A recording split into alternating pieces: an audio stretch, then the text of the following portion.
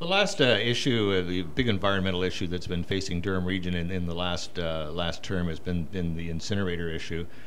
Some people think it's a done deal. Other people don't. I personally think that the Ministry of the Environment is quite possibly going to turn it down. The question really then is, well, if we had an incinerator, frankly, the issue doesn't go away. We're going to have a new council that may well decide to turn it down. I mean, there's a lot of things going on in Clarington that will possibly turn it back. I think quite possibly the majority on the new council will be against it. So, having said all that, we still have a waste problem, possibly. What do we do with it? You want to? All right, Amy, you want to start it? All right, it's the waste question. Well, I'll jump in. I know Amy will have a comment. I actually I'm fine with incineration. Why? Because well, Pickering, no, it could be Pickering. I think it's an opportunity, as Garth said, yeah, I think it's a business opportunity. for looking after your own waste. We housed millions and millions and millions and millions of tons of landfill in Pickering. Yep. So landfill's a dirty word here in Pickering. Incineration's not. I haven't followed as close as Doug has. And I respect his opinion, but I really think that the technology is better. There's scrubbers now, there's heat, there's waste from energy. There's all those things that happen now that that make it a viable option to consider. Okay, then your opinion. In support of that, if you have a landfill, that land is ruined forever. It's gone.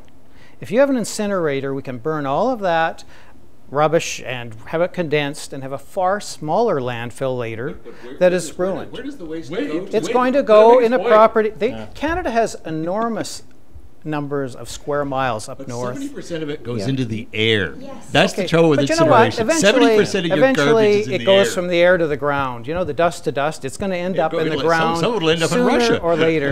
Sooner or later, it's going to end up in the ground. All right, so that's your viewpoint. So I got to ask Doug though: is Europe wrong, or is all these countries that are doing it, are they all wrong? And I'm asking as a serious to some degree. I mean, even Europe is turning away from it, because frankly they don't. But because frankly, recycling is becoming the way. That's obviously the top goal. And we can recycle. The region has a report which has been sitting on for a year and a half that basically tells it can achieve 70%.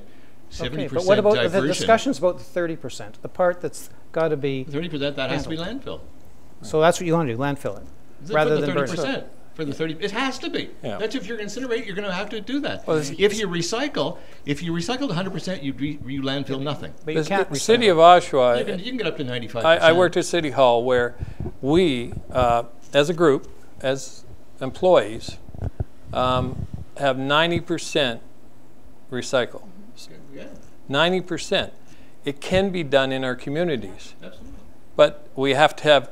I mean, everything costs. To take the garbage to landfill costs, so why not use that cost on the recycling? And that's the whole answer. I mean, you talk about incinerators. This incinerator they want to get in agreements they made, and that is 10-year-old technology. Yeah. They have better incinerators now. True. They have great incinerators that have a lot less weight and loss. Why wasn't the new one recommended? Because it was cheaper. Well, again, this was discussed what, 5 years ago. The one that they're using, the one they're using right now, the technology's old and it was cheaper. And with the bid came in, it was $3 million less than the other company that could have done better sort of diversion in terms of what the effects on the environment and that. But I would say that incineration is not the way to go with garbage. We need to rethink our whole strategy as a human being, and we need to start saying, okay, but you can't why do change we have the problems world. with garbage? Yes, we can change the world. That's a ridiculous comment to say you cannot change the world. Everything starts locally and builds globally. That's how it works. We need to start getting industries to have less packaging in terms of what they're putting out. But you know what? Because of that way of thought, we have hundreds of trucks going to New York State from Oshawa or from Durham, and hundreds of trucks going from Toronto to Michigan, just because the people say we can change the world. Because changing the world will take a lifetime or 60 years. We have all of these trucks. every day going back and forth on our highways, burning gas, but that's a matter of moving towards recycling and waste diversion. We need to educate the public. In Oshawa, if you live in an apartment, you don't have access to green bins and you don't have access to recycling. Do you think that's not contributing to our waste problem? Right. Yes, it is. I'll give you an example. I bought a new washing machine, brand new high-performance washing machine.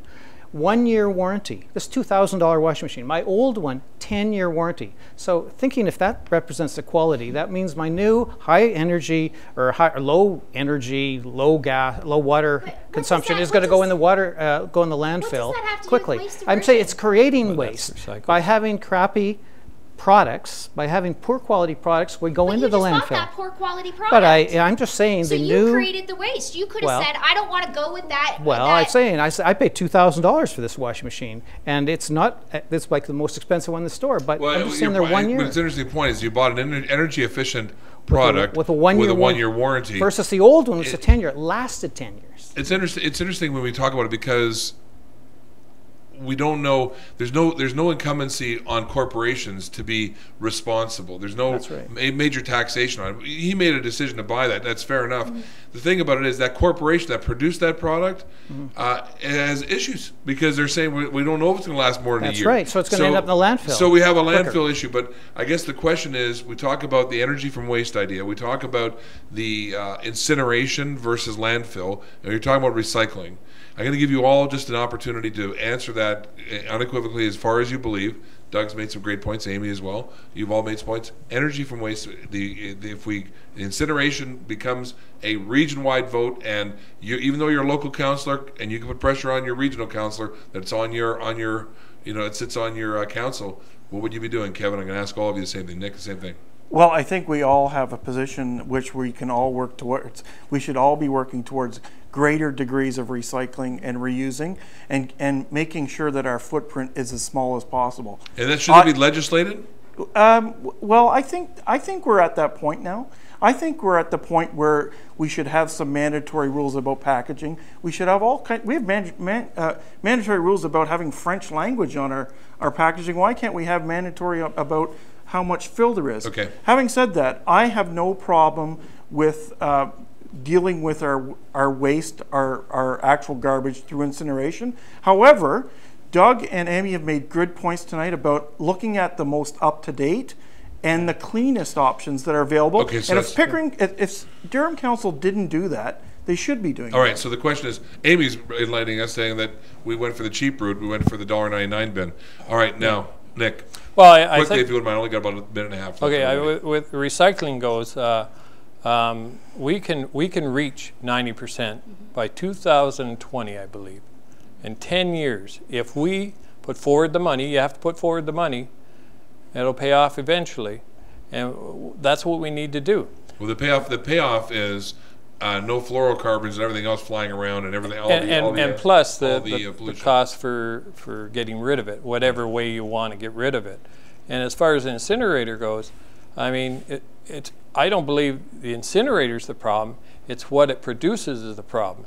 If you can get an incinerator that doesn't produce all kinds of waste or pollution, then that's the way to go. Garth, if you wouldn't mind, 30 seconds, please. I think in addition, I like the best incinerator we can get, but I also think we should have high quality products. Our housing should be lifetime roofs, lifetime windows, things like that fill up our landfill.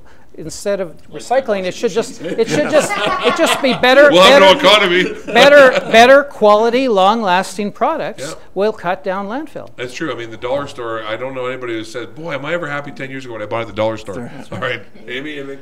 I would say that I'm against the incinerator, and I will fight to keep it out of the community. I think that there are much better ways that we can deal with garbage and deal with waste, and I think the incinerator is an old way of doing things, and we need to start looking towards the future. And part of that is getting municipalities to buy on board, to put pressure on corporations to lower their packaging levels, to have the province get on board to changing legislation. They've done that. Packaging's far lower. There's a whole industry of packaging. And you're very familiar with packaging. I'm very interested in that. I'm very familiar with that. Their packaging has changed dramatically over the last few years. But I guess the question is, I mean, right now in our lifetime, how are we going to do it? The jury's still out. Doug, last comment, 10 seconds so before we say goodbye. Yeah, you mentioned about the packaging. The packaging could go a lot farther than that. And I mean, the province is very well advanced on extended producer responsibility, which is largely where we have to go. The eco-tax. And well, no, the eco-tax was a it was a good idea, very badly implemented. Yes. Very badly implemented. But that's the we can change things really quite rapidly if it costs more to waste, then people stop wasting. That's basically it's simply supply and demand. Okay, we're going to leave it there. So I want to thank everybody for being a part of the panel.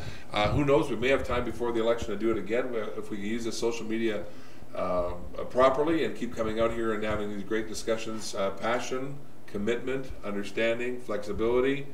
If this was represented on every council, I don't know if we'd have as much dysfunction as we've seen out there. So congratulations to all of you for being here. And we look forward to some incumbent deciding to come on the show. You won't. All right, that's it. We're gone.